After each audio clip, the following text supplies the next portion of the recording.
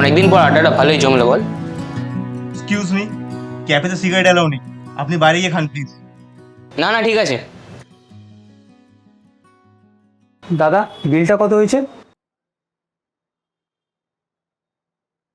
100 rupees sir. আচ্ছা দাদা, একটা কথা জিজ্ঞেস করতে পারি? এই কফি বানানোটা আপনি কার থেকে শিখেছেন?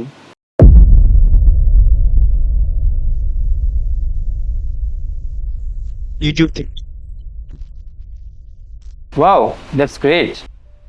Thank you. তাহলে কি খাবি বল? এখানে তো কফিটাই স্পেশাল, তাহলে ওটাই নিই। Thank you. By the way, ক্যাফেটা কিন্তু খুব সুন্দর। ঠিক তোমারই মতো। দেন তুই তাহলে ডিভোর্সটা চাস, রাইট? তাহলে তোর কি মনে হয়? এখানে আমি তোর সঙ্গে টাইম ওয়েস্ট করতে এসেছি? তোকে আমি পেপারটা পাঠিয়ে দেবো, তুই সাইন করে this.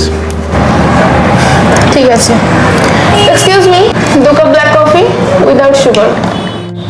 Sir, your coffee. Thank you. Madam, you also. Thank you.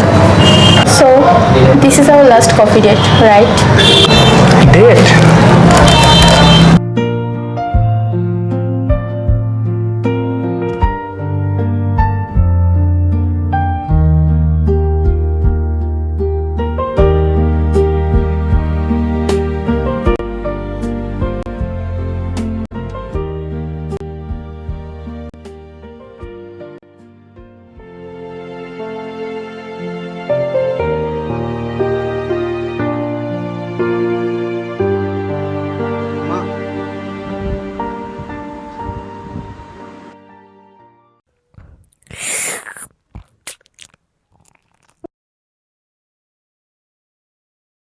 আজ মিষ্টিটা কম মনে হচ্ছে। এই উষ্ণতা এক তুলো হ্যাঁ মা, তোমার সুগারটা একটু বেড়েছে। মনে পড়ালো চুপ এই কথার এই শব্দ কফিটা পায়। খুব চেনা লাগছে।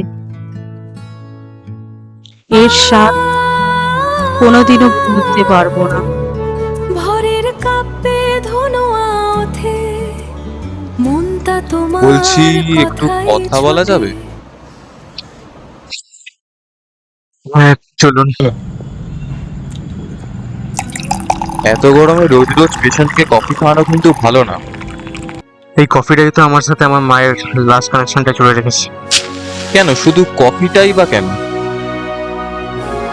আমার মায়ের জন্যই তো পারফেক্ট ভাবে কফি বানানোটা আমি শিখেছি, আর সেটা নিয়ে বিজনেসটা এত বড় করলাম। উনি সব ভুলে গেলেও এই কফির টেস্টটা হয়তো এখনো ভুলতে পারেনি। আমি চাই তাহলে।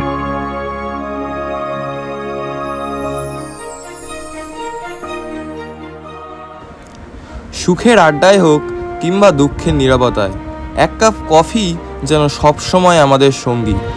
কখনো হাসির গল্পের সাক্ষী, আবার কখনো বা মন খারাপের নির্ভরতা। জীবনের প্রতিটি মুহূর্তে সুখে দুঃখে ব্যস্ততায় বা অবসরে কফি নিঃশব্দে পাশে থেকে বলে, আমি আছি।